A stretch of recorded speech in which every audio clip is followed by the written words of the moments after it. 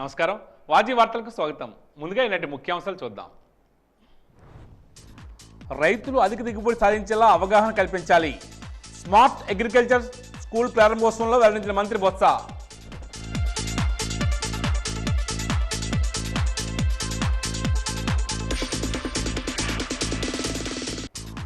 వచ్చే సార్వత్రిక ఎన్నికల్లో వైఎస్ఆర్ పార్టీకి చర్మగీతం పాడాలి.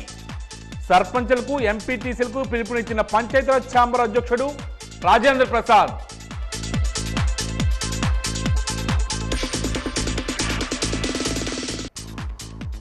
వేసవిలో నీటి ఎద్దలు లేకుండా ప్రణాళికాబద్ధంగా ముందస్తు చర్యలు. చంపావతి వాటర్ పంప్ హౌస్ వద్ద పరిస్థితిని సమీక్షించిన డిప్యూటీ స్పీకర్ కోలగట్ల.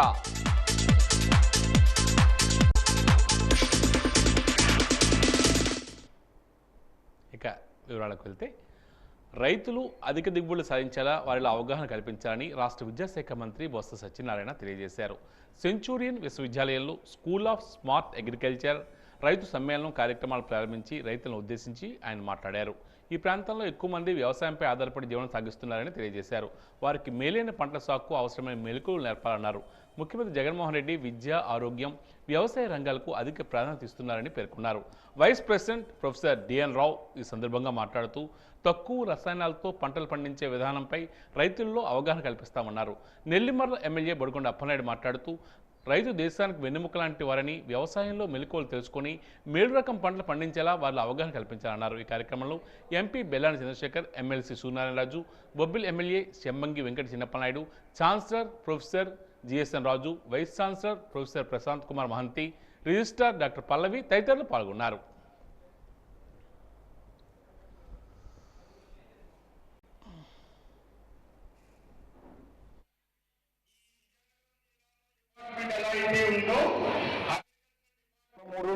చెప్పారు సార్, 2 గంటలు మీరు స్పేస్కి వెళ్తామని.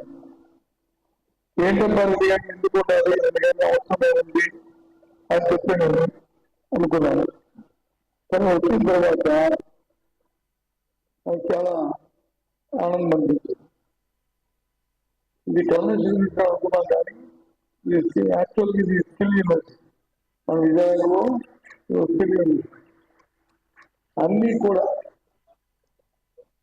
ఇక్కడ చూసిన తర్వాత అరణ్యాలు ఇచ్చే ట్రైనింగ్, దాంతోపాటు బ్యాక్ టు బ్యాక్ వాళ్ళు పెట్టే టెక్నాలజీని కంపెనీస్తో టైప్, పిల్లలకు వచ్చి ఇంటర్న్షిప్, దాంతోపాటు జాబ్ గ్యారంటీ అన్నీ కూడా ఇక్కడ చూసిన తర్వాత అనుమతించింది. తప్పకుండా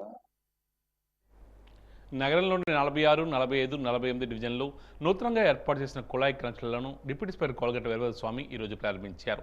కనపాక, కేఎల్పురం, గాజుల్లాగ ప్రాంతాల్లో కుళాయి కనెక్షన్లు ప్రారంభించి ప్రజలకు నీటి వసతిని కల్పించారు. ఈ సందర్భంగా మేయర్ విజయలేష్ మాట్లాడుతూ ప్రజలకు తాగునీటికి ఇబ్బంది లేకుండా అవసరమైన కుళాయి కనెక్షన్లు ప్రారంభించడం ఆనందంగా ఉందని తెలియజేశారు. 48వ division corporator Nadipilli Adinarayana, PSCS director Madhu మాట్లాడుతూ తమ ప్రాంతాల్లో ఎన్నో సంవత్సరాలుగా నీటికి ఇబ్బందులు ఎదుర్కొనేవారమని, సమస్యను డిప్యూటీ స్పీకర్ కోలగట్ల దృష్టికి తీసుకువెళ్లిన వెంటనే సమస్య పరిష్కారానికి చొరవ చూపించారని తెలియజేశారు. ఈ కార్యక్రమంలో డిప్యూటీ మేయర్ లయ యాదవ్, స్థానిక కార్పొరేటర్లు గోవిందమ్మ, తాళపూడి సంతోష్ కుమారి, పట్నాల పైరాజు తదితరులు పాల్గొన్నారు.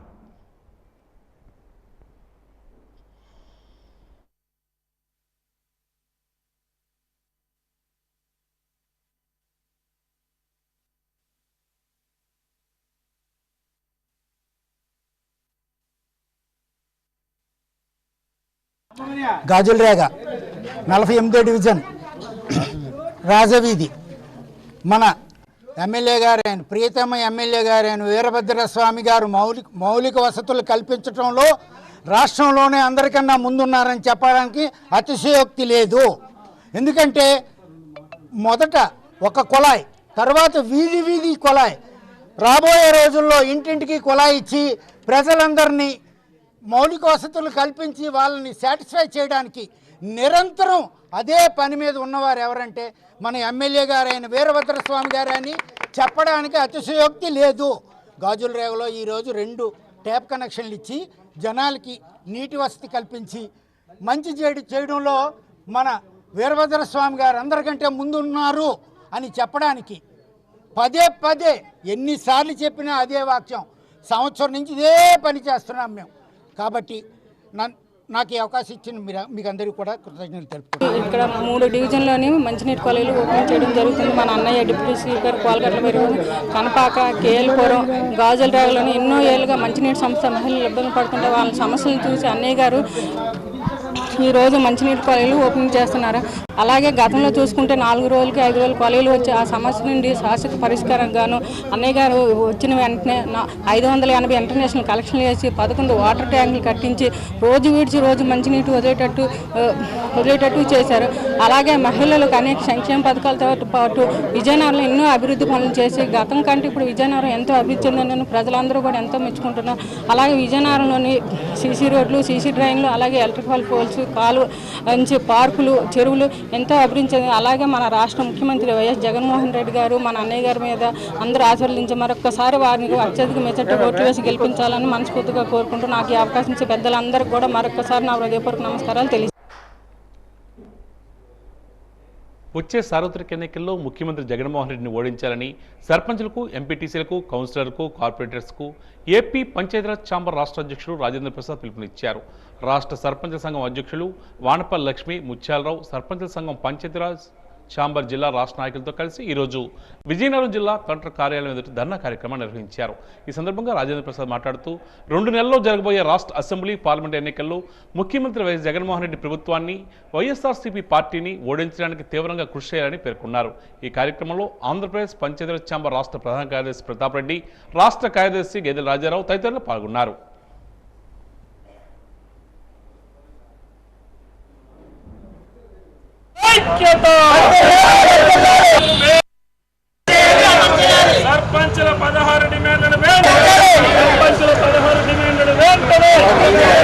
ఈరోజు ఆంధ్రప్రదేశ్ పంచాయతీరాజ్ ఛాంబర్ ఆధ్వర్యంలో సర్పంచుల సంఘం అందరం కలిపి రాజకీయాలకు అతీతంగా, పార్టీలకు అతీతంగా గత 3 సంవత్సరాల నుంచి ఉద్యమాలు చేస్తున్నాం. కానీ ఈ ప్రభుత్వంలో ఎటువంటి కదలిక లేదు. ఎన్ని ఉద్యమాలు చేసినా ఈ ప్రభుత్వం స్పందించట్లేదు. గల్లీ నుంచి ఢిల్లీ వరకు చేశాం, కానీ ఈ ప్రభుత్వంలో ఎటువంటి పోకడా లేదు. కాబట్టి దీనిలో భాగంగా మేము మలిదశ ఉద్యమం స్టార్ట్ చేసాం. అందులో భాగంగా అసెంబ్లీ ముట్టడి చేసాం. మా సర్పంచుల యొక్క తడక అక్కడ రుచి చూపించాం ముఖ్యమంత్రి గారికి. అలాగే ఈ ప్రభుత్వం ఇంకా స్పందించకపోతే రాబోయే ఎన్నికల్లో గ్రామ ప్రజల్ని ఎంతైతే చులకనగా చూస్తున్నారో గ్రామీణ ప్రజలు ఓటర్లుగా కాకుండా ఒక దీనిగా కూడా అసలు చూడటం లేదు.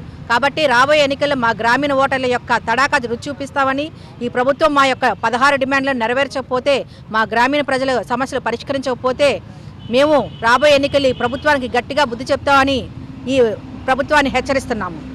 మన మనుగడ కోసం, మన గ్రామీణ ప్రజలకు న్యాయం జరగాలంటే, మన గ్రామాల అభివృద్ధి చెందాలంటే ముఖ్యమంత్రి జగన్మోహన్ రెడ్డి గారిని ఓడించాలి అని చెప్పి రాబోయే అసెంబ్లీ, పార్లమెంట్ ఎన్నికల్లో ముఖ్యమంత్రి జగన్మోహన్ రెడ్డి గారిని, అధికార వైఎస్ఆర్ పార్టీని ఓడించాలి అని చెప్పి రాష్ట్రంలో ఉన్నటువంటి సర్పంచులకు, ఎంపీటీసీలకి, ఎంపీపీలకి, జడ్పీటీసీలకి, కౌన్సిలర్లకి, కార్పొరేటర్లకి మా ఆంధ్రప్రదేశ్ పంచాయతీరాజ్ ఛాంబర్, మా సర్పంచుల సంఘాలు పిలుపునిస్తున్నాయి.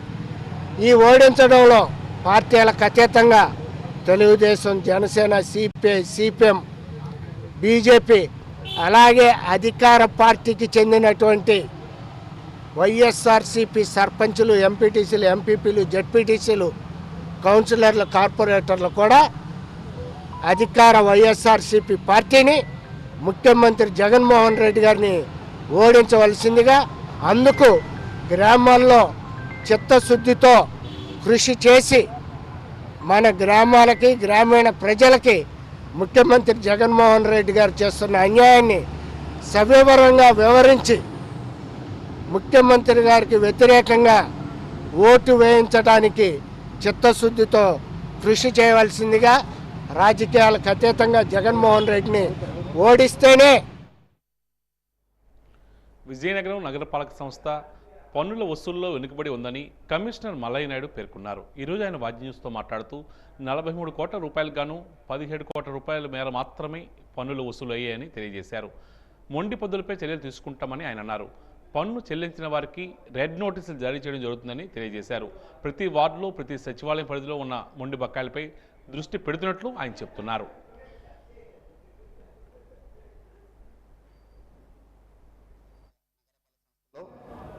ఆల్రెడీ ఫిబ్రవరి ఎండింగ్కి వచ్చేయడం జరిగింది. సో పన్ను వసూల్లో వెనకబడి ఉందని తెలియజేసుకుంటూ, సో ఇప్పటి వరకు మాకు డిమాండ్ సుమారుగా 43,49,00,000 అయితే ఇందులో 17,67,67 రూపాయలు మాత్రమే వసూలైంది. సో చాలా పూర్ పెర్ఫార్మెన్స్గా ఉంది. సో ఇందులో మండుపద్దలు ఏవైతే ఉన్నాయో వాటిపై చర్యలు తీసుకోవడానికి ఆల్రెడీ రెడ్ నోటీసులు అది జారీ చేయడం జరుగుతుంది. సో ఆల్రెడీ మా సెక్రటరీస్, రెవెన్యూ ఇన్స్పెక్టర్స్ మరియు ఆర్ఓ గారు దీనిపై స్పెషల్ టీమ్స్ కూడా కాన్స్టిట్యూట్ చేయడం జరిగింది. సో ప్రతి వార్డులోని ప్రతి సచివాలయం పరిధిలో ఉన్న మండుపద్దలపై చర్యలు తీసుకోవడానికి ఉపకరించడం జరిగింది.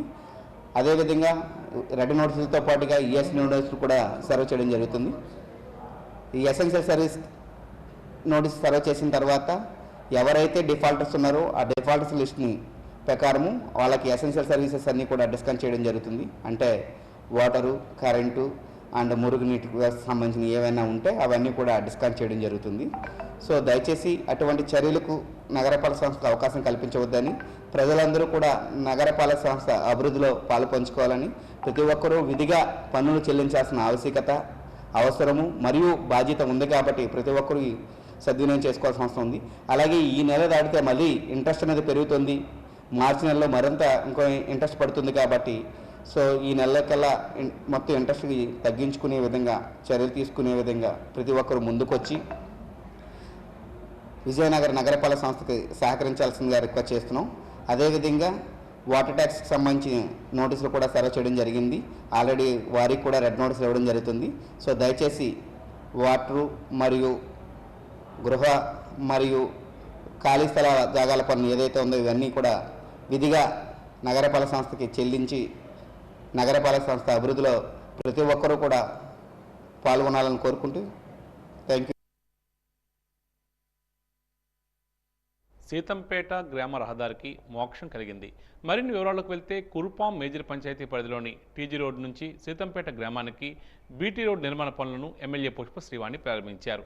ఈ నేపథ్యంలో ఎమ్మెల్యేకు తమ గ్రామానికి రోడ్డు మంజూరు చేసినందుకు గ్రామస్తులు కృతజ్ఞతలు తెలియజేశారు.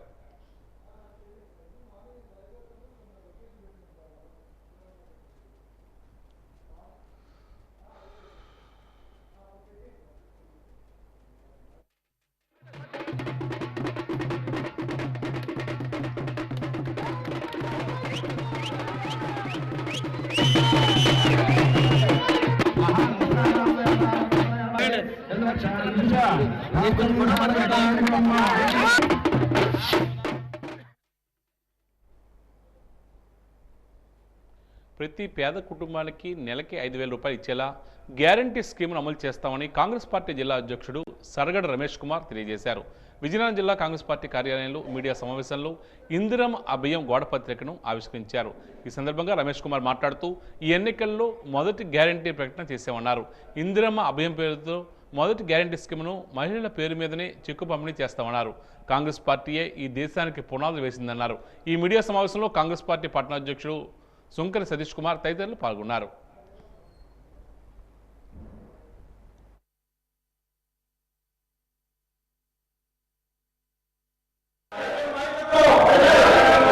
నరేంద్ర మోడీ ఈ రాష్ట్రంలో జగన్మోహన్ రెడ్డి గారు ప్రజలకు అనేక అబద్ధాలు చెప్పి అధికారంలో వచ్చి కూడా వాళ్ళకి ఇంతవరకు కూడా ఎటువంటి పేద ప్రజలకు న్యాయం చేయలేని పరిస్థితి. మరి దీన్ని గమనిస్తూ రేపు వచ్చే పార్లమెంటు అలాగే అసెంబ్లీ ఎన్నికలు ఎలక్షన్ ప్రక్రియ భాగంలో ఎన్నికల మేనిఫెస్టో భాగంలో మొన్న ఫిబ్రవరి 26వ తారీఖున అనంతపురంలో జరిగిన న్యాయ సాధారణ సభ కార్యక్రమంలో మల్లికార్జున ఖర్గే గారు ఆంధ్రప్రదేశ్ ప్రజలందరిని ఉద్దేశించి అతను ప్రసంగం చేయడం జరిగింది. దాని భాగంగా 7 ఎన్నికల పెన్షన్ 7 భాగాల్లో మొదటగా ఇందిరా అభయం కింద ఈ రాష్ట్రంలో ఉన్న ప్రతి పేద కుటుంబానికి ఒక నెలకి 5,000 రూపాయలు ప్రతి నెల 1వ తారీఖున ఇవ్వడానికి కాంగ్రెస్ పార్టీ నుంచి మొదటి గ్యారంటీని ఈ రాష్ట్రంలో అందరూ కూడా అక్కడ పోస్టులు విడుదల చేయడం జరిగింది.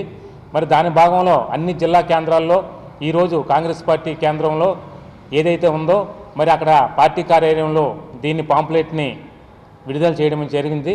దాని సందర్భంగా ఈరోజు మిత్రుల మీడియా మిత్రుల ద్వారా ఈ యొక్క ప్రజల వరకు చేరే విధంగా మీరందరూ కూడా ప్రయత్నం చేయాలని చేస్తున్నాం. మరి ఏదైనప్పుడు కూడా ఈ అభ్యాసం అనేది ప్రతి పేద కుటుంబానికి ఇంతవరకు కూడా ఏ పార్టీ కూడా ఇలాంటి నిర్ణయం తీసుకోలేదు.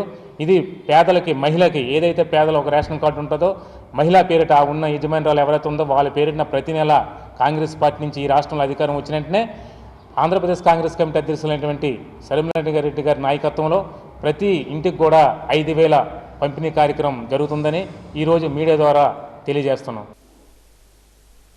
శాసనసభ స్పీకర్ తమ్మినేని సీతారాం తీసుకున్న నిర్ణయం హాస్యాస్పదంగా ఉందని తెలుగుదేశం పార్టీ న్యాయ విభాగం విజయనగరం జిల్లా పార్లమెంటరీ ఉపాధ్యక్షుడు ఉపాధ్యాయులు రవిశంకర్ అన్నారు. ఈరోజు ఆయన వాజ్ న్యూస్తో మాట్లాడుతూ చివరి అసెంబ్లీ సమావేశాలు జరుగుతున్నప్పుడు 8 మంది ఎమ్మెల్యేలపై చర్యలు తీసుకోవడం హాస్యాస్పదంగా ఉందని ఆయన పేర్కొన్నారు. పార్టీ ఫిరాయించిన ఎమ్మెల్యేలపై సుమారు 1.5 సంవత్సరాల క్రితం ఫిర్యాదు చేస్తే ఇప్పుడు చర్యలు తీసుకోవడం హాస్యాస్పదంగా ఉందని పేర్కొన్నారు.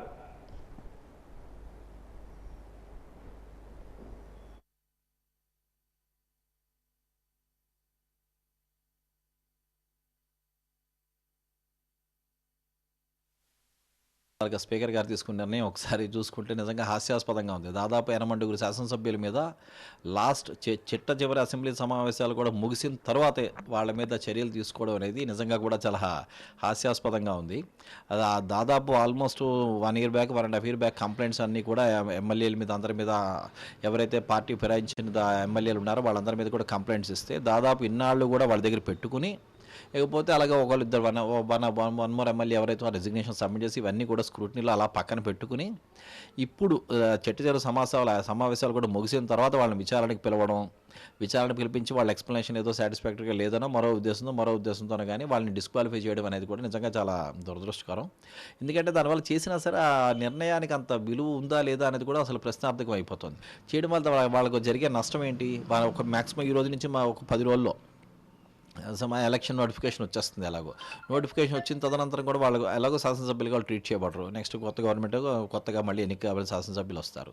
ఇన్నాళ్ళు ఉంచుకుని అతని దగ్గర ఆ ఫైల్ అంటే వితిన్ టైంలో కూడా అసలు టైం కాలయాపన చేసుకుని వితిన్ టైంలో దాన్ని డిసైడ్ చేయడం అనేది చాలా దురదృష్టకరమైన సంఘటన. దీనివల్ల ఏంటంటే ఆ శాసన వ్యవస్థల మీద కూడా సామాన్య ప్రజలకు ఎవరికైతే ఉందో దాని మీద నమ్మకం సడలే అవకాశాలు చాలా మెండుగా కనిపిస్తూ ఉన్నాయి. ఇది వాళ్ళ మీద వీళ్ళ మీద వాళ్ళు ఆయారం గాయారం. నిజంగా వాళ్ళు ఎప్పుడైతే పార్టీ ఫిరాయింపు చేశారో ఆ రోజు అప్లికేషన్ వచ్చినప్పుడు వితిన్ షార్ట్ స్పాన్లో మీరు ఎంక్వైరీ చేస్తూ ఆ రోజు చర్య తీసుకుని ఉంటే నిజంగా ఈ ఆయారం గాయారాములు ఏదైతే పార్టీ ఫిరాయింపుదారులు ఉంటారో వీళ్ళందరూ కూడా నిజంగా పార్టీ ఫిరాయించడానికి కూడా నిజంగా కూడా భయపడే పరిస్థితి అవుతుంది. ఏదో ఫలానా రికగ్నైజ్డ్ పొలిటికల్ పార్టీ మీకు గెలిచారు అనుకోండి, పార్టీకి నియమ నిబంధనలకి అనుగుణంగా కూడా వాళ్ళు ఆ పార్టీలో ఉండి ఆ రూల్స్ అండ్ రెగ్యులేషన్స్ ప్రకారంగా పార్టీ తాలూకు డైరెక్షన్ ప్రకారంగా వాళ్ళ ఆ చట్టసభల్లో వాళ్ళు ఇచ్చిన 5 సంవత్సరాల కాల పరిమితి కంటిన్యూ చేయాలి. ప్రతి సంవత్సరం ఫిబ్రవరి నెలలో 28 రోజులు ఉంటాయి. అదే లీప్ సంవత్సరం అయితే ఫిబ్రవరిలో 29 రోజులు ఉంటాయి. లీప్ సంవత్సరం అనేది 4 సంవత్సరాలకు ఒకసారి వస్తుంది. ఫిబ్రవరి 29న పుట్టిన వారిని లిప్లింగ్స్, లీపర్స్ అంటూ పిలుస్తారు. లీప్ సంవత్సరంపై వాజీ ప్రత్యేక కథనం మీకోసం. ప్రతి సంవత్సరం ఫిబ్రవరిలో 28 రోజులు ఉంటాయి. అదే లీప్ సంవత్సరం అయితే ఫిబ్రవరిలో 29 రోజులు ఉంటాయి. లీప్ సంవత్సరం అనేది 4 ఏళ్లకోసారి వస్తుంది. భూమి సూర్యుడి చుట్టూ తిరగడానికి 365 రోజుల 5 గంటల 48 నిమిషాల 46 సెకండ్లు పడుతుంది. ఒక మాటలో చెప్పాలంటే 365 రోజులకు తోడు మరో పావు రోజు పడుతుందన్నమాట. ఆ పావు రోజును ఒక రోజుగా తీసుకోలేం కాబట్టి ప్రతి 4 ఏళ్లలో 4 పావు రోజులను కలిపి ఒక రోజుగా మార్చి లీప్ సంవత్సరంలో ఫిబ్రవరి నెలలో ఒక రోజును అదనంగా చేర్చుతున్నారు. క్రీస్తు పూర్వం గ్రీస్, రోమన్లు క్యాలెండర్లలో రోజుల్ని నెలలను ఇష్టం వచ్చినట్లు మార్చేసేవారు. రోమ్ చక్రవర్తిగా జూలియస్ సీజర్ బాధ్యతలు స్వీకరించినప్పటికీ రోమన్ క్యాలెండర్లో ఒక ఏడాదికి 355 రోజులు మాత్రమే ఉండేవి. ప్రతి 2 ఏళ్లకు 22 రోజులు ఉన్న ఒక నెల అదనంగా చేరేది. ఆయన హయాంలో క్యాలెండర్లో చాలా మార్పులు చేశారు. ఆ తర్వాత 365 రోజుల క్యాలెండర్ వచ్చింది. అలాగే ప్రతి 4 ఏళ్లకు అదనపు రోజును ఆగస్టు నెలలో కలిపేవారు. ఫలితంగా అప్పట్లో ఫిబ్రవరికి 30 రోజులు, జూలైకి 31 రోజులు, ఆగస్టుకి 29 రోజులు వచ్చేవి. జూలియస్ సీజర్ తర్వాత అగస్టస్ చక్రవర్తి అయ్యాడు. ఆయన పుట్టింది ఆగస్టులో. తాను పుట్టిన నెలలో రోజులు తక్కువగా ఉండడాన్ని ఇష్టపడలేదు. ఆగస్టు నెలకు 2 రోజులు పెంచుకున్నాడు. జూలియస్ సీజర్ ఫిబ్రవరిలో పుట్టాడు కాబట్టి ఫిబ్రవరిలో ఆ 2 రోజులు తగ్గించారు. ఫలితంగా ఆగస్టుకి 31 రోజులు, ఫిబ్రవరికి 28 రోజులు వచ్చాయి. అప్పటి నుంచి లీపు సంవత్సరంలో ఒక రోజున ఆగస్టు కాకుండా ఫిబ్రవరి కలపడం మొదలుపెట్టారు. ఫిబ్రవరిలో 28 రోజులు ఉండడానికి ఇదే కారణం. ఫిబ్రవరి 29న పుట్టిన వారిని లీప్లింగ్స్, లీపర్స్ అని పిలుస్తారు. ఫిబ్రవరి 29న పుట్టిన వాళ్ళు 4 ఏళ్లకోసారి పుట్టినరోజును జరుపుకోవాల్సి ఉంటుంది. అందుకే కొన్ని దేశాల్లో చట్టబద్ధంగా వారికి 28 ఏళ్లకే వయసు మారుతుంది. మరికొన్ని దేశాల్లో మార్చి 1 నుంచి వయసు మారుస్తారు. చైనీయుల క్యాలెండర్లో లీప్ సంవత్సరం 3 ఏళ్లకోసారి వస్తుంది. ఎందుకంటే వాళ్ళు చంద్రమానాన్ని లెక్కిస్తారు. గ్రీసు వంటి దేశాల్లో లీప్ సంవత్సరాన్ని దురదృష్టకరమైన రోజుగా భావిస్తారు.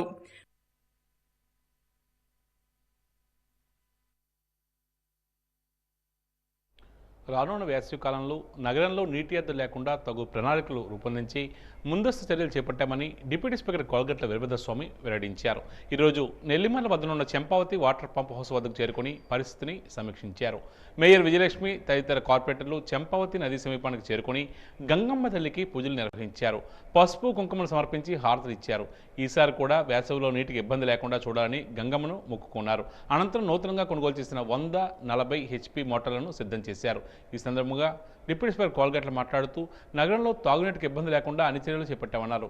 దశల వారీగా వివిధ నదుల నుండి నీటిని ముందస్తుగా దిగుమతి చేసుకుని స్టోరేజ్ చేయడం జరిగిందన్నారు.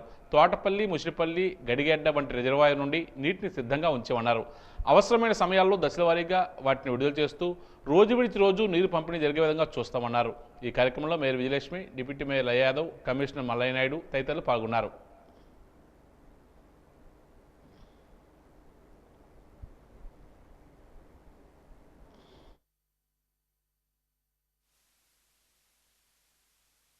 రోజు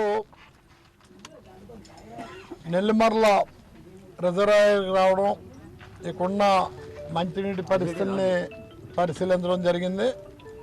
గత 20 రోజుల క్రితం ఇక్కడ నీటి సమస్య ఏర్పడి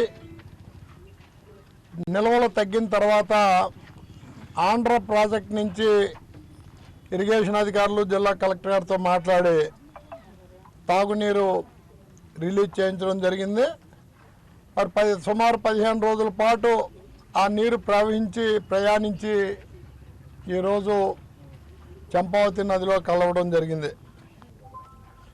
ఈ 2 నెలల కాలం పాటు, అంటే ఇది ఫిబ్రవరి నెలాఖరు, మార్చి, ఏప్రిల్ నెలాఖరు వరకు ఈ నిల్వలు మనకి సరిపోతాయని తెలుసుకొని మరలా ఏప్రిల్ నెలాఖరు కూడా మంచినీటి సమస్య ఉండకూడదనే ఉద్దేశంతో తోటపల్లి నుంచి నీటిని తీసుకొచ్చి గడిగడ్డ రిజర్వాయర్లో నిల్వ ఉంచడం జరిగింది. ఎందుకంటే నేరుగా తోటపల్లి నుంచి చంపావతికి నీరు తేవాలంటే సుమారు 38 రోజులు ఆ నీరు ప్రయాణిస్తే కానీ ఇక్కడ చేరని పరిస్థితిలో మధ్యలో ఉన్న గడిగడ్డకు తీసుకొచ్చి రిజర్వ్ చేసి ఉంచాం. గడిగడ్డ నుంచి అవసరం ఉన్నా కూడా సుమారు 10-12 రోజుల్లో మనం ఇక్కడికి మంచినీరు తెచ్చుకోగలము. అది కూడా ఒక 2 నెలల కాలం ఆ నిల్వలు మనకు సరిపోయిన పరిస్థితిలో జూన్ నెలాఖరు వరకు మరి మంచినీటి సమస్య అనేది తలెత్తకుండా తగిన చర్యలు అటు అధికారులు కానీ ఇటు ప్రజాప్రతినిధులు మేము కానీ కలిసి తీసుకున్నామని తెలియజేయడానికి సంతోషిస్తున్నాం.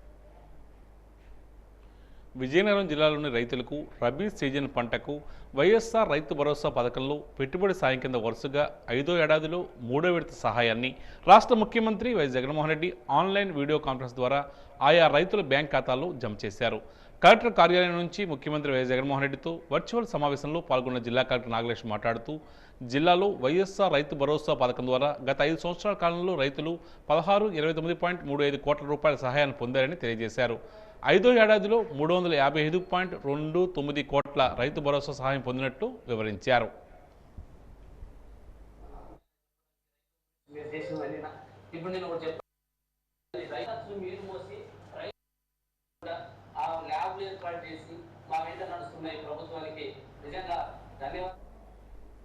రైతు భరోసా పీఎం కిసాన్ పథకం కింద 2023-2024 సంవత్సరానికి జిల్లాలో 1,46,016 మంది రైతులకు 29.32 కోట్ల రూపాయలు రైతు ఖాతాల్లో జమ అయింది.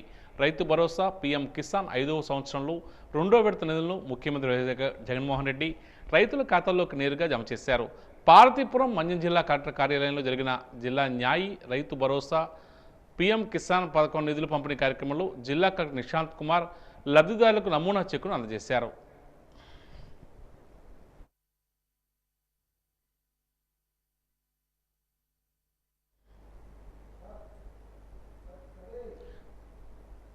వైకాపా నుండి తెలుగుదేశం పార్టీలో చేరికలు కొనసాగుతున్నాయి. విజయనగరం పట్టణం 1వ డివిజన్ అయ్యప్ప నగర్ స్వీపర్ వీధులకు చెందిన రుక్మిణి, శ్రీను, రమణయ్య, రవికుమార్తో పాటు 42 కుటుంబాల వారు ఈరోజు పార్టీ కార్యాలయంలో చేరారు. తెలుగుదేశం జనసేన పార్టీల విజయనగరం శాసనసభ ఉమ్మడి అభ్యర్థిని సమక్షంలోనే వైకాపా పార్టీ నుండి తెలుగుదేశం పార్టీలో చేరారు. పార్టీలో చేరిన వారిని టీడీపీ కండువాలు వేసి ఆహ్వానించారు. ఈ సందర్భంగా వారు మాట్లాడుతూ తెలుగుదేశం పార్టీ పట్ల అభిమానంతో పార్టీలోకి చేరడం జరిగిందని, పార్టీ పరిరక్షణకు కృషి చేస్తామని స్పష్టం చేశారు.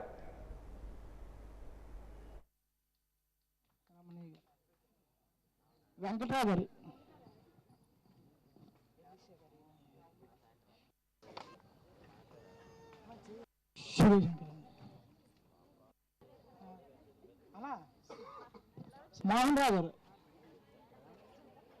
లోకనాథం గారు, శంకర్ గారు, జగదీష్. మేము 1వ వార్డు అయ్యప్ప నగర్ 1వ వార్డు ఎక్స్ కౌన్సిలర్ పార్వతి గారి ఆధ్వర్యంలో అయ్యప్ప నగరు అచ్యుతాంబ గారు మోటివేషన్లో నేను అయ్యప్ప నగర్లో మేము అందరూ నివాసం ఉంటున్నాము. నాకు పార్టీ సిద్ధాంతాలు నచ్చాయి, చాలా క్రమశిక్షణ పద్ధతిగా ఉన్నాయి. ఇదే పద్ధతిలో మేము ఈ పార్టీలో చేరడానికి స్వచ్ఛందంగా ఇష్టపడ్డాము. మేడం గారిని కూడా మా సాయశక్తిలా కష్టపడి అత్యధిక మెజార్టీతో గెలిపిస్తామని ఈ సభాముఖంగా తెలియపరచుకుంటున్నాను. అలాగే మా అయ్యప్ప నగర్లో కొన్ని సమస్యలు ఉన్నాయి.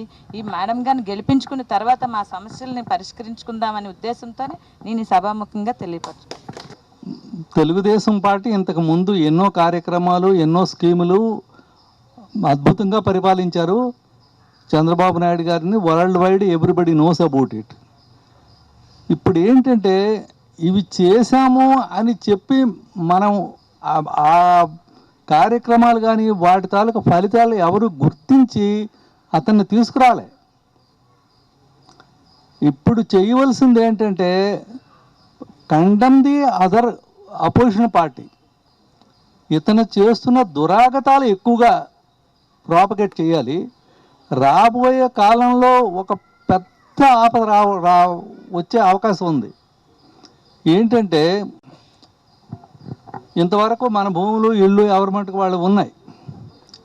రాబోయే కాలంలో ఎవరు ఇల్లు కొన్నా, ఎవరు ఒక షాప్ కట్టినా, ఎవరు ఏం చేసినా సరే అవన్నీ కూడా రిజిస్ట్రేషన్ అయిన తర్వాతను ఆ డాక్యుమెంట్స్, ఒరిజినల్ డాక్యుమెంట్స్ గవర్నమెంట్ దగ్గర ఉంటాయి. మనకి ఓన్లీ ఒక జెరాక్స్ కాపీ ఇస్తారు. అంటే మీరు అర్థం చేసుకోండి, మీరు ఏదైనా భూమి కొని మీ దగ్గర ఒరిజినల్ డాక్యుమెంట్ లేకపోతే వాట్ ఈస్ ది వ్యాలిడిటీ? అది అప్పుడు ఏం జరగబోతుంది? సో ఇటువంటి అరాచకాలు జరగడానికి చాలా స్కోప్ ఉంది. కాబట్టి ఇవన్నీ కండెమ్ చేసి మన ఫుల్ సపోర్ట్ ఇచ్చి తెలుగుదేశం పార్టీ మాత్రం బాబు షూరిటీ భవిష్యత్ గ్యారంటీ కార్యక్రమంలో భాగంగా ఈరోజు విజయనగరం పట్టణం 33, 34 డివిజన్లు, నాగోజిపేట, ఇందిరానగర్, బాలాజీనగర్ మొదలగు ప్రాంతాల్లో తెలుగుదేశం జనసేన పార్టీల నాయకుల ఆధ్వర్యంలో ఇంటింటి ప్రచారం నిర్వహించారు. నారా చంద్రబాబు నాయుడు ప్రకటించిన సూపర్ 6 హామీలను ప్రజలకు వివరించారు.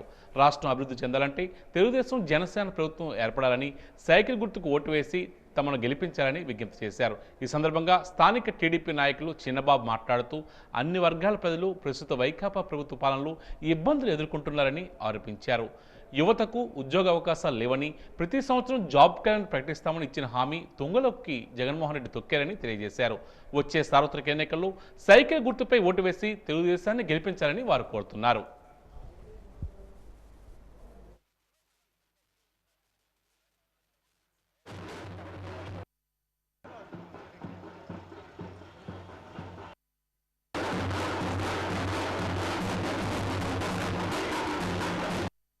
వైసీపీ చేస్తున్న కొన్ని అరాచకమైన పనులను కూడా తట్టుకోలేక రేపటి రోజు మళ్ళీ మన తెలుగుదేశం పార్టీ అధికారంలోకి వస్తే అదేవిధంగా పోస్పాటి అత్తి విజయలక్ష్మి గారు అఖండమైన మెజార్టీతో గెలిచిన తర్వాత వీళ్ళందరూ కూడా రానున్న రోజుల్లో ఖచ్చితంగా ఒక మంచి జరుగుతుంది, అదితి విజయలక్ష్మి గారు మనకు న్యాయం చేస్తారు అనే ఉద్దేశంతో ఈరోజు అందరూ కూడా ప్రజలందరూ కూడా స్వచ్ఛందంగా రావడం జరిగింది. మరి దీంట్లో భాగంగా ఈరోజు ఏదైతే ఈ కార్యక్రమం జరుగుతుందో ఈ కార్యక్రమంలోని మొన్న మా యువ నాయకులు లోకేష్ బాబు గారు ప్రకటించినట్టు శంకారావం అనే కార్యక్రమం కానీ, మరి గతంలో మన పెద్దయిన చంద్రబాబు నాయుడు గారు బాబు షూరిటీ భవిష్యత్ గ్యారంటీ అనే కార్యక్రమంలో కూడా మరి 33, 34 డివిజన్ల నుంచి మరి సోదరులందరూ కూడా ముందంజలో ఉండే విధంగా మరి కార్యక్రమాన్ని తీసుకెళ్లడంలో జయప్రదం చేయడం జరిగింది. మరి దీంట్లో భాగంగా అందుకు మరి పార్టీ పెద్దలు పార్టీ నాయకులు అందరూ కూడా ఈరోజు మళ్ళీ అదితి విజయలక్ష్మి గారి నేతృత్వంలో ఆవిడ నాయకత్వంలో మరి ముందుకొచ్చి ఈ కార్యక్రమాన్ని మళ్ళీ జయప్రదం చేసే విధంగా నడిచొచ్చారు. మరి దాంట్లో భాగంగా ఇప్పుడు ఏవైతే సంక్షేమ కార్యక్రమాలు అయితే మరి మనం ప్రజలకు ఇస్తున్నామో తెలుగుదేశం పార్టీ నుంచి ఆ కార్యక్రమాలన్నీ కూడా ఇప్పుడు మా యువ నాయకురాలు మా ప్రీతం నాయకురాలు మరి అదితి విజయలక్ష్మి గారు మరి మీతో మాట్లాడడం జరుగుతుంది. దాంట్లో భాగంగా మరీ ముఖ్యంగా మొన్నటిదాకా మరి ప్రజలందరూ వైసీపీ ప్రభుత్వంలో కానీ ఇక్కడ స్థానిక శాసనసభ్యుడు వ్యవహార శైలిలో కానీ ఎంతైతే ఇబ్బంది పడ్డారో మాలాంటి ఒక మాస్ లేని వార్డుల్లో కూడా ఈరోజు మిడిల్ క్లాస్ ఫ్యామిలీస్ అందరూ కూడా ఏ విధంగా కొన్ని ఇబ్బందులు పడ్డారో మనం గతంలో చూడడం జరిగింది.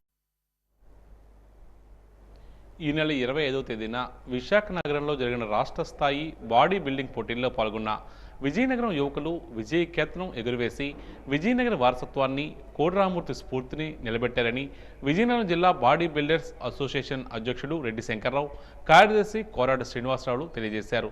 ఈరోజు ఏర్పాటు చేసిన మీడియా సమావేశంలో వారు మాట్లాడుతూ Visakha Bhavani gardens path IT junction వద్ద నవ్యాంధ్ర బాడీ బిల్డర్స్ అసోసియేషన్ ఆధ్వర్యంలో జరిగిన రాష్ట్ర స్థాయి బాడీ బిల్డింగ్ పోటీల్లో జిల్లా వాసులు విజేతలుగా నిలవడం సంతోషదాయకమని తెలియజేశారు.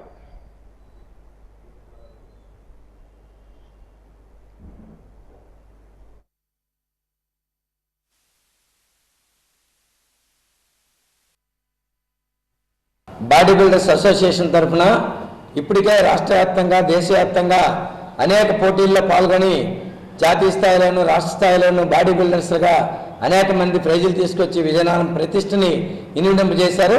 ఆ రకంగా ఎంకరేజ్ చేయడానికి విజయనగరం జిల్లా బాడీ బిల్డర్స్ అసోసియేషన్ ఎప్పుడు సిద్ధంగా ఉందని చెప్పి మేము తెలియజేస్తూ ఉన్నాం.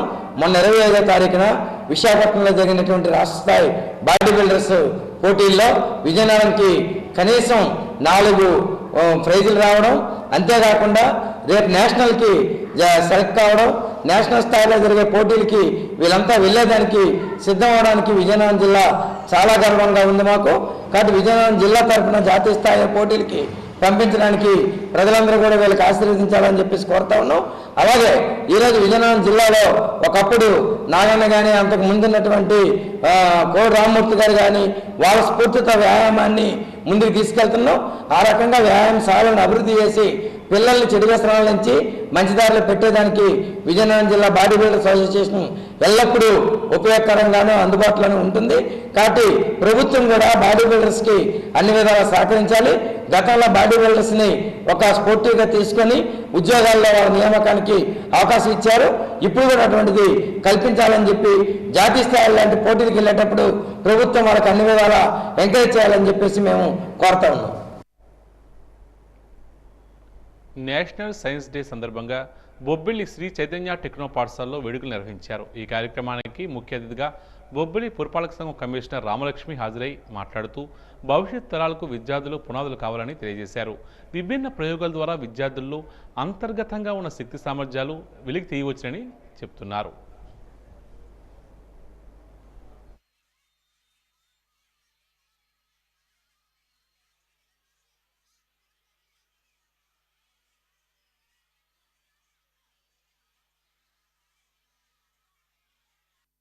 నగరంలోని సత్య డిగ్రీ కళాశాలలో జాతీయ సైన్స్ దినోత్సవ వేడుకలు ఘనంగా నిర్వహించారు. ఈ కార్యక్రమానికి ముఖ్య అతిథిగా భూగర్భ జలవనరుల శాఖ అధికారి దుర్గాప్రసాద్ హాజరై ప్రసంగించారు.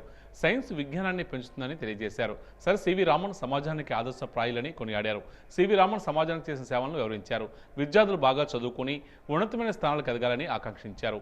కళాశాల డైరెక్టర్ శశిభూషణ్ రావు మాట్లాడుతూ ప్రతి ఏటా సత్య డిగ్రీ కళాశాలలో సైన్స్ దినోత్సవ వేడుకలు నిర్వహించుకోవడం జరుగుతుందని తెలియజేశారు.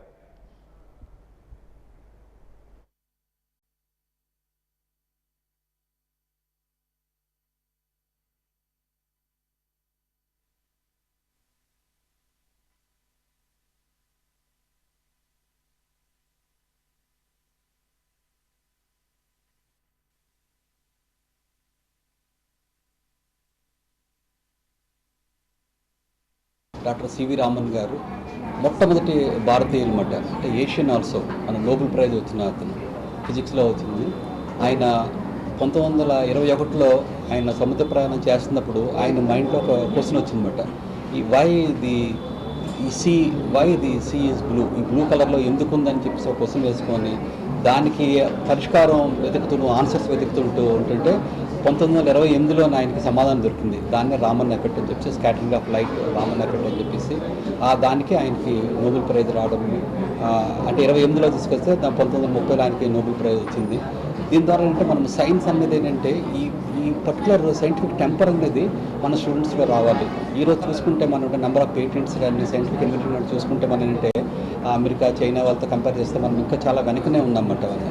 సో ఇదేంటంటే స్టూడెంట్స్లో ఈ అకేషన్ తీసుకొని నేను చూస్తున్నాను అన్ని స్కూల్స్ కాలేజెస్ కూడా ఏంటంటే మన స్టూడెంట్స్లో కూడా ఈ సైంటిఫిక్ టెంపర్ పెంచాలని చెప్పేసి ఏంటంటే ఈ రోజుని రకరకాల ఎగ్జిబిషన్స్ కాంపిటీషన్స్ స్టూడెంట్స్ అందరూ కండక్ట్ చేసి ఒక మంచి చీఫ్ గెస్ట్ని ఈరోజు మాకు దుర్గాప్రసాద్ గారు డిస్ట్రిక్ట్ గ్రౌండ్ వాటర్ ఆఫీసర్ అనమాట.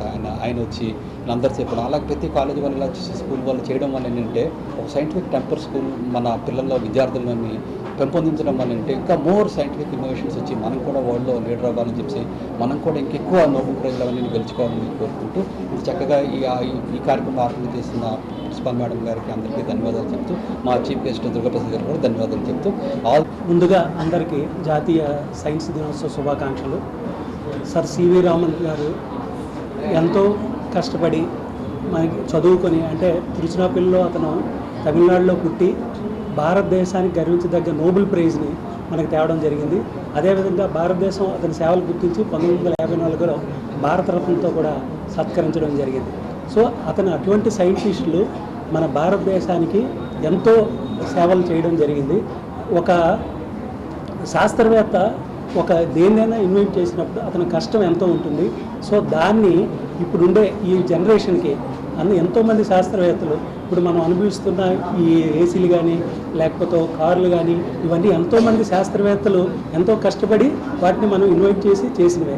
సో ఆ విధంగా శాస్త్రవేత్తలు మనకు ఒక దారిని చూపినప్పుడు దానికన్నా మనం ఇప్పుడుండే టెక్నాలజీని వినియోగించుకొని ఇంకా కొత్త వాటిని ఏ విధంగా మనం కనుగొనవచ్చు అన్నటువంటి వాటిని ఇప్పుడున్న జనరేషన్కి ఇప్పుడున్న విద్యార్థులకి తెలియజేయడానికి ఈ సైన్స్ డే ద్వారా నాకు ఈ అవకాశం కల్పించిన సత్య కాలేజ్ యాజమాన్యానికి కృతజ్ఞతలు తెలుపుతూ వాళ్ళతో ఇంటరాక్షన్ సెక్షన్లో విద్యార్థులతో మాట్లాడి వాళ్ళు మోటివేట్ చేస్తానని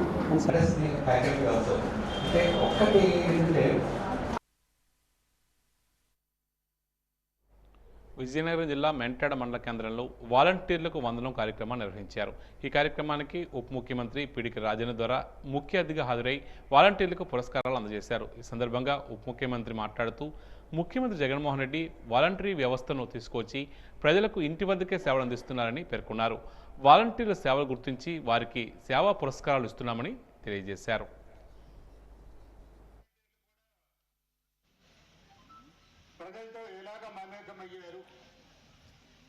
ఇప్పుడంటే రేపు మంచి జరగాలి, అర్హులకు న్యాయం జరగాలి, అవినీతి ఉండకూడదు. మూడే మూడు పదాలు.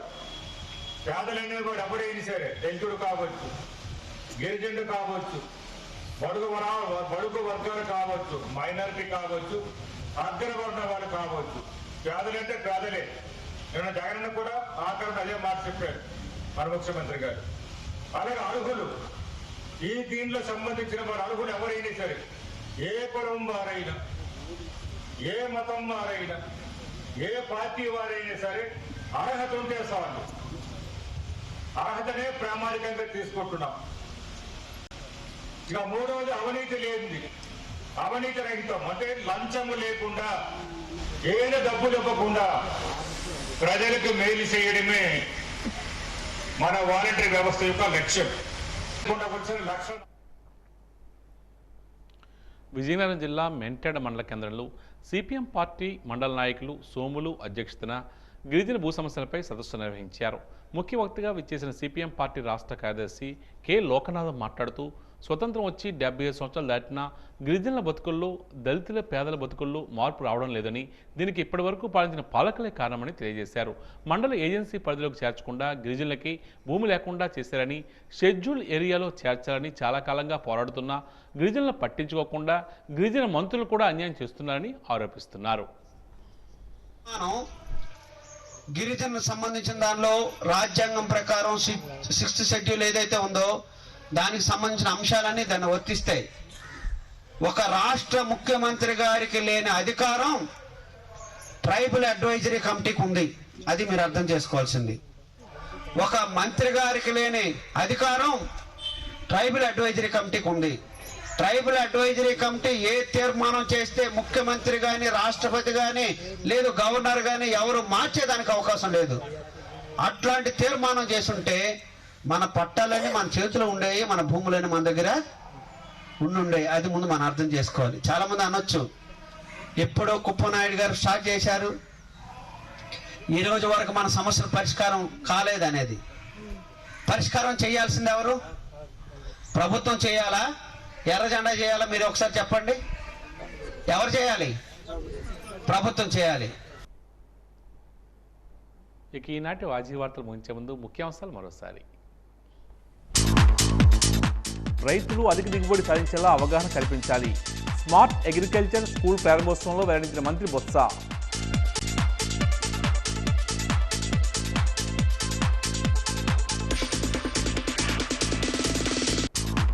వచ్చే సార్వత్రిక ఎన్నికల్లో వైఎస్ఆర్ పార్టీకి చరమగీతం పాడాలి. సర్పంచులకు, ఎంపీటీసీలకు పిలుపునిచ్చిన పంచాయతీరాజ్ ఛాంబర్ అధ్యక్షుడు రాజేంద్ర ప్రసాద్.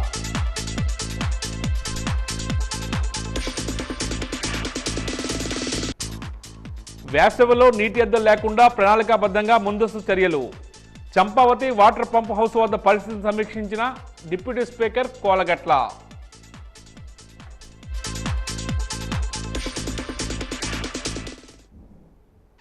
వాజీ వార్తలు ఇంతటితో సమాప్తం. నమస్కారం.